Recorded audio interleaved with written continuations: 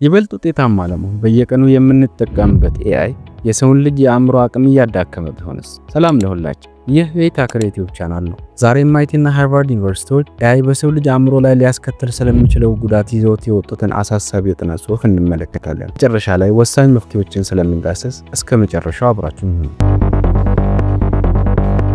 እንደሚታወቀው አሁን ያለንበት ዘመን የኤጀንቲክ ኤአይ ዘመን ነው። ማለትም ኤአይ ጥያቄ ከመመለስ ባለፈ ለህይወታችን፣ ለስራችንና ለኛ ልዩ ሁኔታ የሚስማማ ምክር የሚሰጥበት ዘመን ነው። ይህ ነገር ከላይ ሲታይ የተለየ ጥቅም የሚሰጠን ይመስላል። በእርግጥም ይሰጣል። ነገር ግን ከኤምአይቲ እና ከዱክ ዩኒቨርሲቲ የወጡ አዳዲስ ጥናቶች ሲያስጠነቅቁ የሰዎችን የመመራመር የፈጠራና አዳዲስ ችግሮችን የመፍታት አቅምን ቀስ በቀስ እያሳጣ ሊሆን ይችላል ይላሉ። ለመሆኑ ኤአይ ለምንድነው ጥገኛ እያደረገን ያለው? አጭሩ መልስ የሰው ልጆች በተፈጥሮ ሰነፎች ነው። ማለትም አንድን ችግር በትንሽ የአእምሮ ድካም መፍታት ከቻለን ሁልጊዜ ያንን ቀላል መንገድ ነው የምንመርጠው። የስነልቦና ባለሙያዎች ይህንን ኮግኒቲቭ ኦፍሎዲንግ ወይም የአእምሮን ስራ ለሌላ ነገር አሳልፎ መስጠት ይሉታል። ከዚህ ቀደም የብዙ ሰዎችን ስልክ ቁጥር በአእምሯችን እየሸመደድን የነበርን ሰዎች ስልክ ከመጣ በኋላ ምን ያህሉን እናስታውሳለን? የድሮ ሰዎች ረጅም መንገድን ያለ ካርታ ይጓዙ ነበር። ዛሬ ጂፒኤስ ከመጣ በኋላ በወረቀት ካርታ እንኳን ምን ያህል እንጓዛለን ብለን ራሳችንን መጠየቅ አለብን። ጥናቶች እንደሚያሳዩት ሁልጊዜ በጂፒኤስ ላይ መደገፍ ውሎ አድሮ የሰዎችን አቅጣጫ የመለየት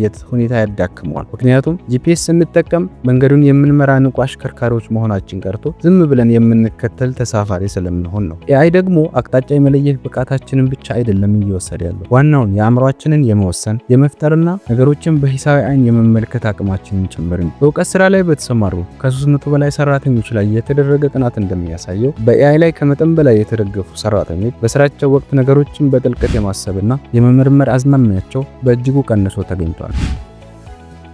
እንደ አውሮፓውያን አቆጣጠር በ2026 ታዋቂ የምጣኔ ሀብት ባለሙያ ዳሮን ኤስሞግሉና ቡድናቸው ባወጡት አንድ ጥናት ይህን ጉዳይ በሰው ልጅ የጋራ እውቀት ላይ የተጋረጠ ትልቅ ስጋት አድርገው ይቆጥሩታል። በጥናታቸው ውስጥ እውቀትን በሁለት ይከፍሉታል። ጠቅላላ እውቀትና ኮንቴክስት ስፔሲፊክ ኖሌጅ ወይም ከውስን ሁኔታዎች ጋር የተቆራኘ እውቀት ብለው። ጠቅላላ እውቀት ማህበረሰቡ በትምህርትና በምርምር በሂደት የሚገነባው በብዙ ተግባራት ውስጥ በሰፊው ጥቅም ላይ የሚውል የጋራ የእውቀት ካርታ ነው። ወይም ሰዎች በሂደት የተማሩትና የሞከሩት የእውነታዊ የመርሆችና የማዕቀፎች ስብስብ ነው ብለው ይገልጹታል። ለምሳሌ በህክምናው ዘርፍ ስለ ሰውነት አካላት፣ ስለ በሽታዎችና ስለ መደበኛ ህክምናዎች ማወቅ ማለት ነው። ይህ እውቀት ለሁሉም የሚተርፍ የጋራ የህዝብ ምልክት ወይም ፐብሊክ ሲግናል ነው። አንዱ ግለሰብ ያገኘው አዲስ ነገር መላው ማህበረሰብ የሚጠቅምበት የእውቀት አይነት ነው። ሁለተኛ እውቀት አይነት ከውስን ሁኔታ ጋር የተቆራኘ እውቀት ነው። ይህ ደግሞ በአንድ በተወሰነ ቅጽበት ለኛ ወይም ለአንድ ግለሰብ ልዩ ሁኔታ ብቻ የሚሰራ የመረጃ አይነት ነው። እንደዚህ ያሉ እውቀቶች አንድ ውሳኔ ሰጪ ግለሰብ በዚያ አጠቃላይ ማዕቀፍ ውስጥ የትኛው ቦታ ላይ እንዳለ የሚያሳዩ ልዩ የመረጃ ነጥቦች ናቸው። ለምሳሌ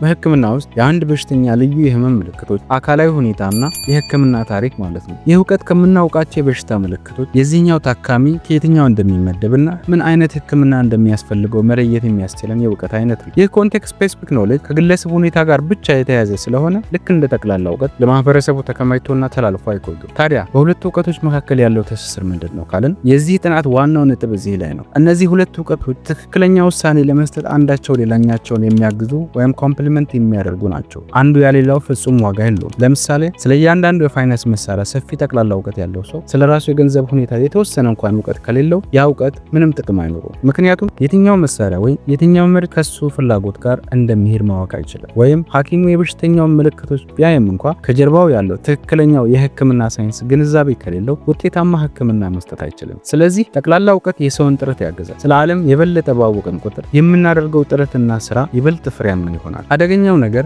ኤአይ ለምንፈልገው ልዩ ሁኔታ ተስማሚ የሆነ የውሳኔ ምክር ብዙ ሳናስብ ሳንጨነቅ በሰጠን ቁጥር ብዙ አንብበን አሰላስለን ለመማርና በጥልቀት ማሰብ የሚፈልጉ ስራዎችን ለመስራት ተነሳሽነት እያጣን እንሄዳለን። ስለዚህ የኤአይ የውሳኔ ምክሮች የሰውን ጥረት የሚተኩ ወይም ሰብስቲት እየሆኑ ይሄዳሉ ማለት ነው። እና ኤስሞግሉ በጽሁፋቸው የሰው ልጅ በዚህ መንገድ በኤአይ ላይ ብቻ መደገፍ ሲጀምር ያንን ለሁሉም ሰው የሚተርፈውን የጋራ የእውቀት ክምችት መመገብ ያቆማል። ውሎ አድሮም የማህበረሰቡ የጋራ የማሰብ ብቃት ሙሉ በሙሉ ይጠፋል ይላሉ። አሁን እንኳን እንደነ ስታክ ኦቨርፍሎ ያለ የመረጃ ማህደሮች አስፈላጊነት ምን ያህል እንደቀነሰ ማየት እንችላለን። ወይም የሆነ መረጃ ለማግኘት ዊኪፒዲያን ሰርች የሚያደርግ ሰው እየቀነሰ እየሄደ ነው። ለምሳሌ በድሮ ጊዜ ሶፍትዌር እያበለጸግን አንድ ስህተት ሲያጋጥመን ጥያቄውን ስታክ ኦቨርፍሎ ላይ ስለጠፍ ሌሎች ተመሳሳይ ችግር ያጋጥማቸው ሰዎችና መፍትሄን ያገኙ ሰዎች መልስ ሰጡን ነበር። ይህ ሲሆን ታዲያ የጋራ የእውቀት ማህደሩን እየመገብን ነበር። ነገር ግን ሁሉም ሰው ፈጣን መልስ ለማግኘት ኤአይን ብቻ የሚጠቀም ከሆነ መመራመሩን ያቆማል። አዳዲስ ነገሮችን መፈለግ ስናቆም ደግሞ ያንን የጋራ ማህደር መመገብ እየተወ እየሆን እንሄዳለን። የስሞጉል የጥናት ጽሑፍ ኤአይ ከመጠን በላይ ስማርት ሲሆን የሰው ልጅ መመራመር ማቆሙ የሚያስከትለው ጉዳት ኤአይ ከሚሰጠን ጊዜያዊ እገዛ ይበልጣል ብሎ ያስቀምጣል። ምክንያቱም ሲያብራራ ኤአይ ራሱ ብልህ ሆኖ ለመቀጠል የሚያስፈልገውን አዲስ መረጃ የሰው ልጆች ማምረትን እናቆማለን። የሰው ልጅ መማር ካቆመ ደግሞ ኤአይ ውሎ አድሮ አዲስ የሚሰበሰበውና አጠናቅሮ የሚያቀርበው አዲስ መረጃ አይኖረውም ይላል። በመጨረሻም የመካከለኛ ወይም ተራ እውቀት ባለቤቶች ብቻ ሆነን እንቀራለን። አንድ ባለሙያ እንዳሉት ኤአይ በተማረው ዳታ ተመስርቶ በጣም የተሻለ ሻማ ሊሰራ ይችላል። ነገር ግን ከሻማ ተነስቶ ወደ ኤሌክትሪክ መብራት የሚደረገውን የፈጠራ ሽግግር በጭራሽ ሊያደርገው አይችልም። አዳዲስ ፈጠራዎችን ማመንጨት የሚባለው ነገር የሰው ልጆችን ከሳጥን ውጭ አርቆ ማሰብን የሚፈልግ ተግባር ነው። ኤአይ ደግሞ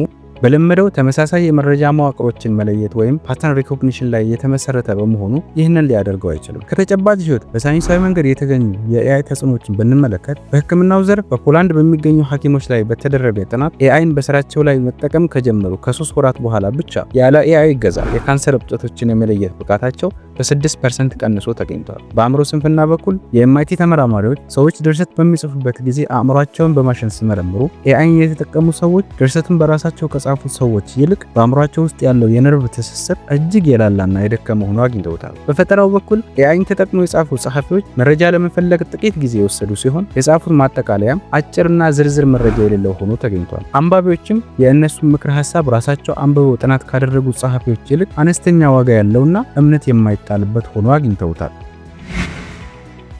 ጥናቶች እንደሚያሳዩት ከኤአይ የሚገኘው ጥቅምና ጉዳት ሙሉ በሙሉ የተመሰረተው ተጠቃሚ መሳሪያውን በሚጠቀምበት ሁኔታ ላይ ነው። ለዚህም እንደ መፍትሄ ባለሙያዎች አስቦና አቅዶ የመጠቀም ስትራቴጂን ይመክራሉ። ቀጥሎ የሚጠቀሱት 3 ስትራቴጂዎች ማለት ነው። አንደኛ፣ በኤአይ መልስ አለመጀመር ነው። አንድን ስራ ስትጀምሩ በጭራሽ መጀመሪያ ኤአይን መልስ አትጠይቁት። ይህ የእኛን አስተሳሰብ ገና ሳንጀምር በኤአይ ሀሳብ እንዲበከልና በአንድ አቅጣጫ ብቻ እንድናይ ያደርገናል። ማለትም ማሰብ ከመጀመራችን በፊት የኤአይ ውጤት አመለካከታችንን ይቆጣጠረዋል። ሁለተኛ፣ አጠያየቃችንን መለወጥ። ስራውን መጀመሪያ በራሳችሁ ጀምሩት። በጉዳዩ ላይ በጥልቀት አስቡበት። ከዛ በኋላ ኤአይን በሰራችሁ ስራ ላይ አስተያየትና ትችት ወይም ግብረ መልስ እንዲሰጣችሁ ጠይቁት። ሶስተኛው፣ ስራዎችን መከፋፈል ነው። በህይወታችሁ ውስጥ የተለመዱ ተደጋጋሚ ስራዎችና ዋና የእውቀት ግንባታ ስራዎች የትኞቹ እንደሆኑ ለዩ። ለምሳሌ የተለመዱ የኢሜል መልሶችን ለኤአይ ስጡት። ነገር ግን ዋና የአእምሮ ብቃታችሁን የሚገነቡ ስራዎችን መቼም ቢሆን ለኤአይ አሳልፋችሁ አትስጡ። በዚህ ሁኔታ አእምሯችንን ጠብቀን ከቴክኖሎጂው ማግኘት ያለብንን ጥቅም እናገኛለን። ካስተዋልን እውነተኛው ፈተና ቴክኖሎጂው አይደለም፣ የእኛ ግንዛቤና አጠቃቀም እንጂ። ስለዚህ በቀጣይ ጀነሬት ወይም ሰንድ የሚለውን ቁልፍ ከመጫናችሁ በፊት ይህ ነገር እኔን እያገዘኝ ነው ወይስ ሰነፍ እያደረገኝ ነው ብላችሁ ራሳችሁን ጠይቁ። ይህን ቪዲዮ ከወደዳችሁት ላይክ፣ ቻናሉ ደግሞ ሰብስክራይብ ማድረጋችሁን እንዳትረሱ። ሰላም።